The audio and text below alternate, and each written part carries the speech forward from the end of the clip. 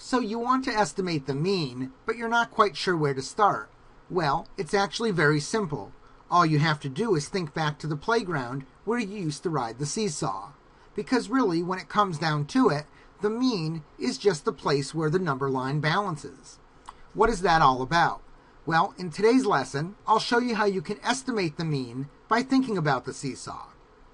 Suppose we have a seesaw that's 10 feet long. We've divided it into equal parts and we've numbered each of those parts. On two of those parts, at 1 and 9, we place a heavy can of paint.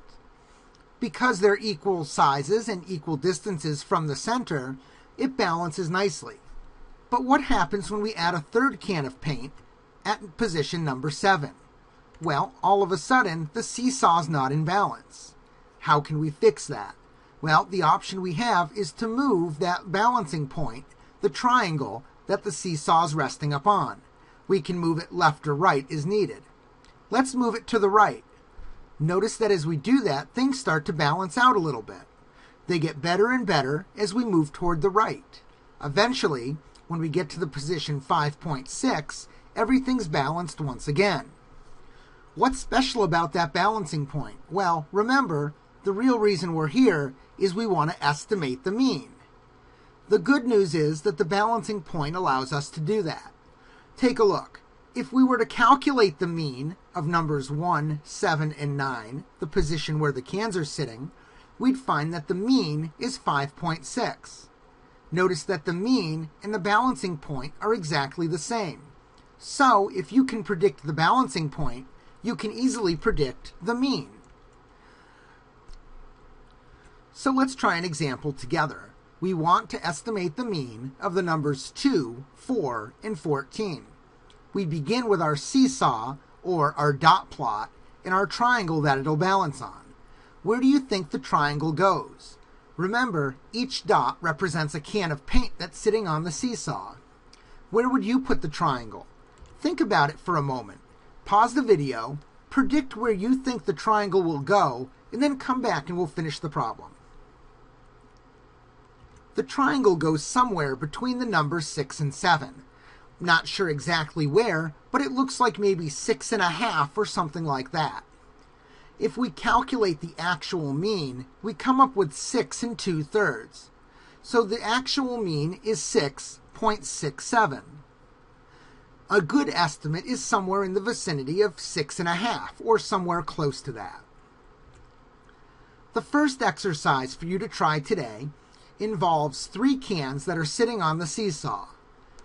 In this set, the first 3 questions ask you to count the distance from the can to the balancing point, the triangle. Then, there's a couple more questions for you to answer after that. Please try those questions, and then come back when you're finished. Please pause the video here. We find that the first can is 6 units from the triangle. The second can is 2 units from the triangle, or the balancing point. The third can is 4 units away. Now let's take a look at this, because this is pretty interesting. Let's take each of those numbers and write it right in the can. And now let's focus on the number line, or the seesaw. Notice the can on the left-hand side has a 6 in it. Notice the cans on the right-hand side have 4 and 2.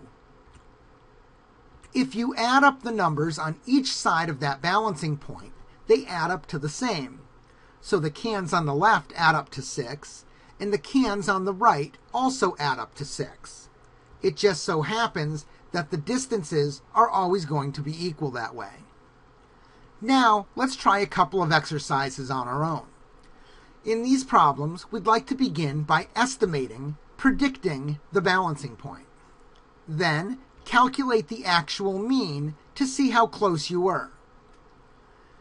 Remember, if you have 2 dots on top of each other when you look at your dot plot, that's like having 2 cans of paint at that position. So in this example on the bottom right, we see there are 2 cans of paint stacked on top of each other at spot 7 on the seesaw. At spot 6, there are 3 cans stacked on top of each other. Go through these examples and let's see how you do. Please pause the video here. The actual results are as follows. We'll start at the top. We have 6. The next one, 5. The next one, 5 1/3. The next one, 4 1/2. Then 4.16 and 5.5. These are the actual means, and your estimate may vary depending on where you placed your triangle. This is everything you need to know about estimating the mean of a data set. Just think about the seesaw and you'll never go wrong.